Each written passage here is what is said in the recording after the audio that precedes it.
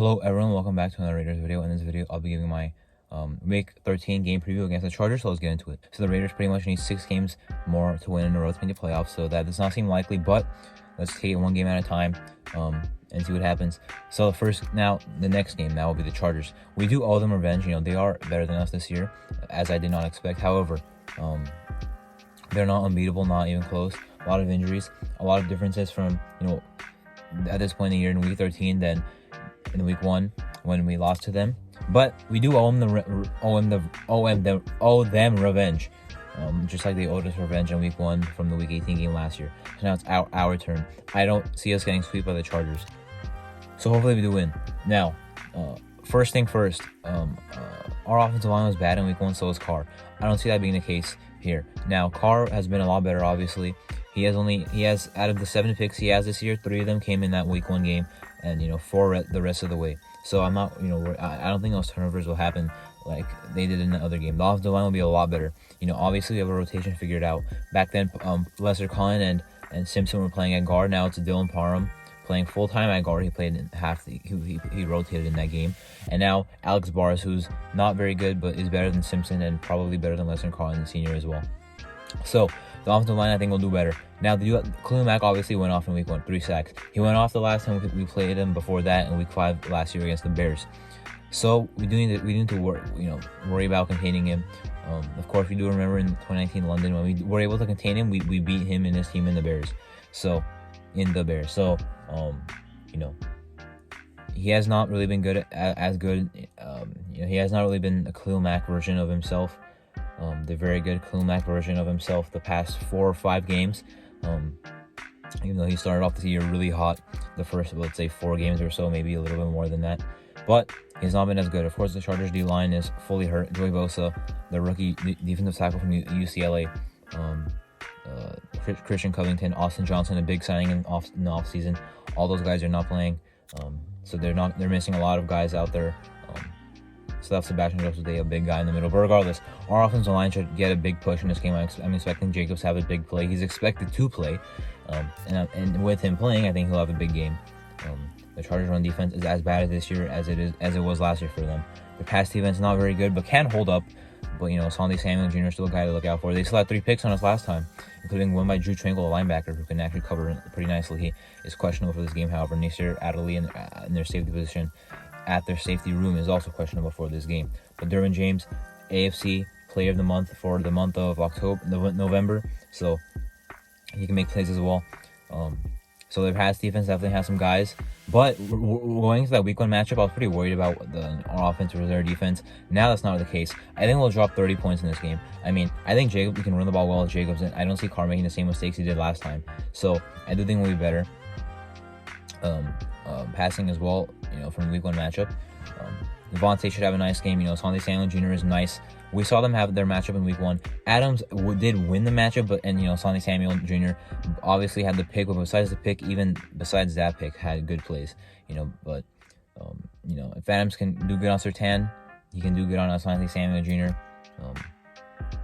So I'm not worried there. But they do have some other guys in the secondary, as I mentioned. Regardless, offensively, it should be good. The defense is where I'm kind of concerned. Now, Andrew Billings is questionable, who, is at this point unanimously our best defensive tackle. He should play. I don't know if he will play. I'm hoping he knows. Perriman is also questionable, but he is expected to play. We definitely need him. Now, the running offense is not good this year. Our run defense is pretty good this year. It's solid this year, we'll say. I won't say it's pretty good, but it's solid. For a pretty bad defense that clearly has less talent than we thought. We have a good run defense. The running offense, even with Eckler, is pretty bad. But in Week 1, Eckler did not really do well on us, but Sony Michel did. I don't know if he even plays for them anymore. Like, I know he's on their team, but because I know last week he was a healthy scratch, so I don't know if he really plays a role. He's on their team, but I don't know if he plays a role. He certainly did in Week 1. So did Joshua Kelly, who caught too many passes on us. Like, Eckler, in the Week 1, we shut down the running game, but the running backs had too many receptions. Joshua Kelly, Austin Eckler.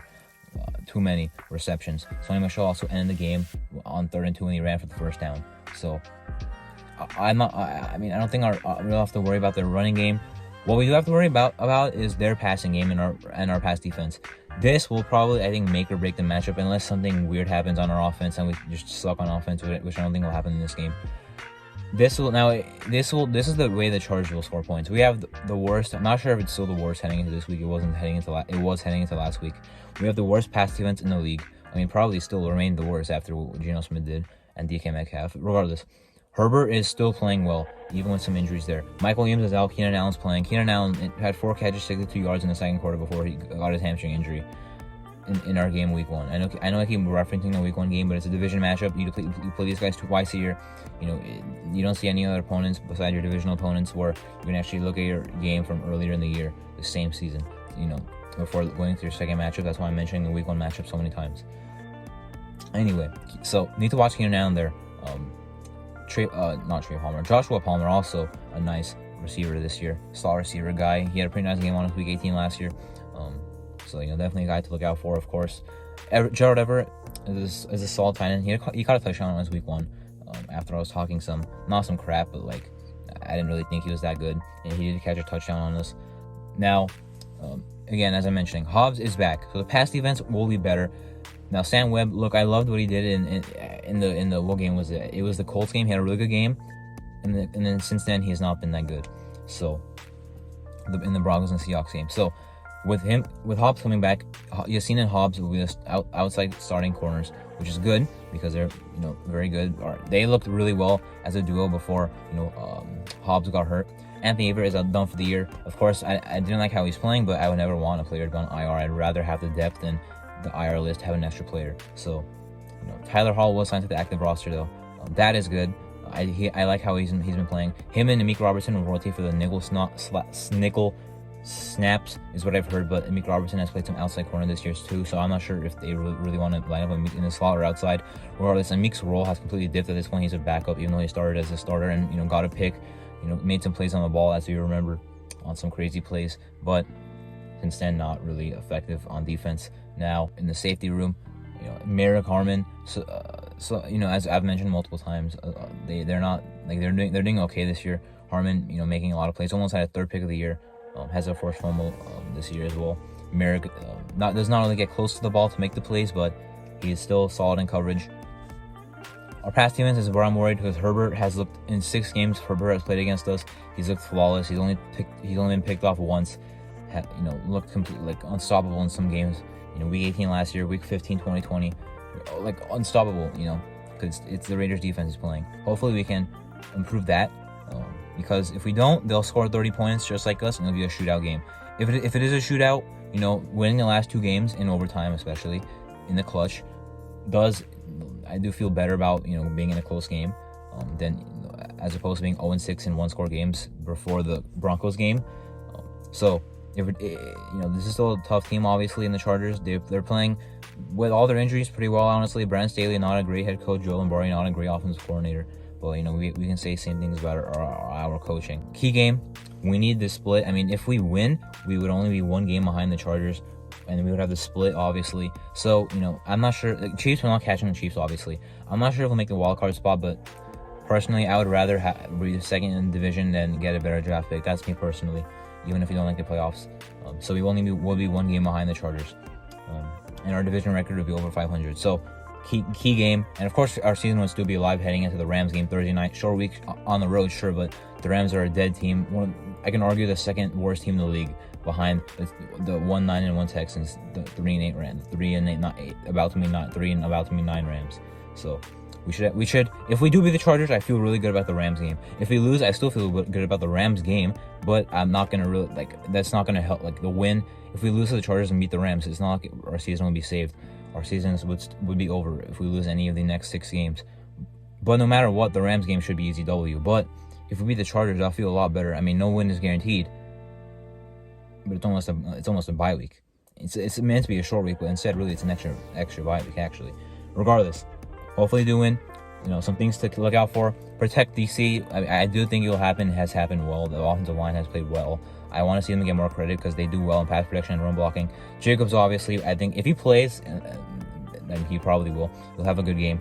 Our passing offense needs to not throw those picks like he did in week 1. Adams will do his thing. Everyone else will do their thing. Matt Collins will make some plays. On defense, don't let Eckler go crazy. I mean, he is a great running back, dual threat, but we were able to contain him last time. Now Herbert will kill us, but hopefully it's not terrible. Hopefully Hobbs is back. That really helps. Hopefully his injury won't be like lingering, or he hasn't played in a while, so hopefully that doesn't have any negative effect. Anyway, that was my Week 13 game preview against the Chargers. I'm Martin. Thank you for watching.